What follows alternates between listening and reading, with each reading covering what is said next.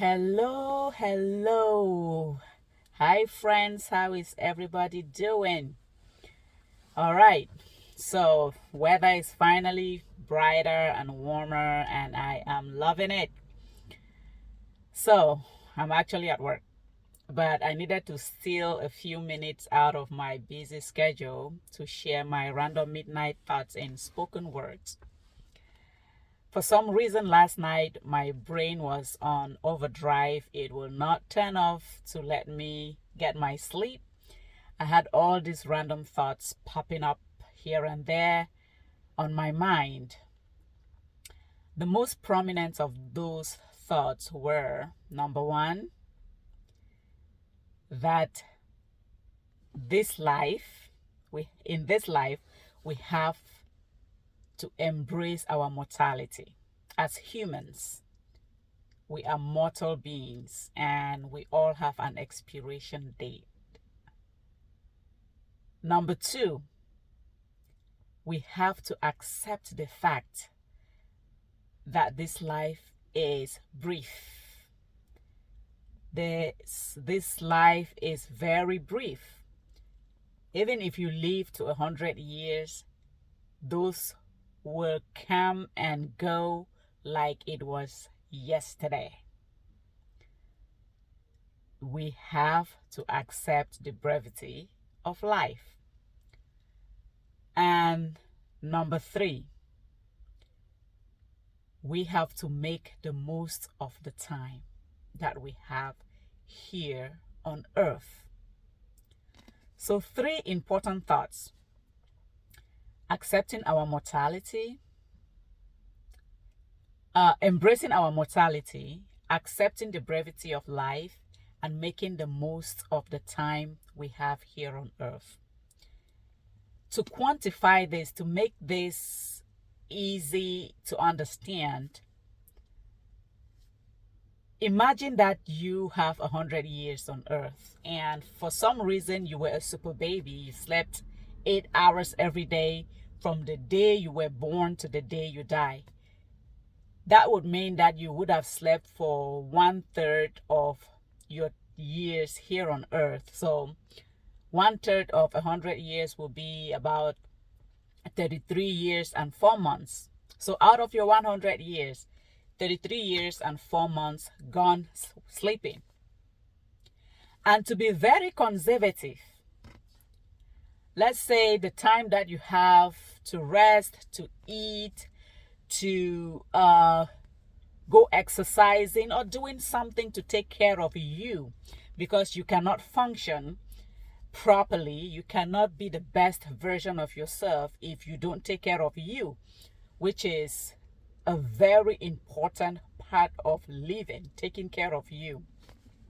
Let's say you carve out 10 years to focus on self-care, doing you. So if you put those 10 years to the 33 and the third year, that is already 43 years and 4 months. But because babies spend most of their time sleeping, we could safely round that up to about 50 years spent sleeping and doing recreational activities, vacationing and all that to take care of you. So out of your 100 years, 50 years you are spending sleeping and taking care of you for recreation. So that leaves you with 50 years to actually do work, to earn an income, to earn a living. And still in those 50 years, you have to make an impact on the world. You have to make a difference in the life of somebody. You have to lead positive change in your sphere of influence. 50 years. So those 50 years are your productive years. Those 50 years are the years that you look onto and you're like, okay. those 50 years are the years that you have to spend judiciously. You have to live purposefully. That is considering that you are living up to 100 years. So put that in perspective for somebody who is going to live about 60 years. That leaves them with 30 years. Or for somebody who might live up to 70 years, that leaves them with 35 years to do work and make an impact in their community. You know, the irony here is humans do not appreciate the fact that we are all mortal beings and we all have an expiration date. It doesn't matter if that expiration date is 10 years from now, 20 years from now, 40, 50, 60 years from now. We all will eventually expire. And when people do expire, when people die, the obituary never says, oh, this person died and left behind 10 houses or 2 cars, or they left 100 handbags and 1,000 beautiful pairs of shoes and this much gold and that much silver and that much diamond. The obituary and the eulogies typically will speak of the impact that individual made on the world around them. So the better we begin to prioritize the way we make our choices while we are breathing this free air, the better for us. Because our lives is like vapor. It is here today and it is gone tomorrow. It's like the flower of the field. It's beautiful. It is gorgeous. It is blooming today. And tomorrow it is gone. Make the most of the time you have. You know, the story of Alexander the Great comes to mind. It is said on his dying bed, he had 3 wishes. His first wish was that when he eventually died, he would want for his team of physicians to carry his casket to his burial place. Basically, his team of physicians were to be his pallbearers. His second wish was that all the gold and silver and diamond and all the precious jewels he had amassed from his conquest around the world then be laid on the path leading to his grave. And his third and final wish was that his hands be left dangling out of his casket. Strange wishes, but his generals had no choice but to agree to fulfill those wishes. But one of the generals asked Alexander the Great why those wishes, and he did give an explanation. He said for his first wish to have his physicians carry his casket to his burial place, he respected his team of physicians, but he had this to say: no matter how fine and experienced your team of physicians is, they cannot cure death. Death is inevitable. It will come. It doesn't matter if it is 100 years from now or 10 years from now or a year from now. It will eventually come.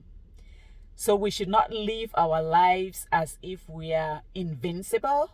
We should not live our lives as if we are going to be on this planet forever. We all have an expiration date. So when you make every decision in life, for every step you take in life, have that at the back of your mind. What if this was the last moment of my life? Would I do things differently? Or would I do things the same way? Ask yourself that question every day, every time. For his second wish, to have all his precious metals and stones laid on the path to his grave. It was a statement to the world that no matter how much you have to your name, no matter how much wealth, how much power, it wouldn't matter when it's your time. You would not care if it was trampled upon underfoot, if it was thrown out to the pigs. No matter what people were doing with all that wealth, it wouldn't matter to you anymore. So amassing wealth should not be the end to everything that you do in life.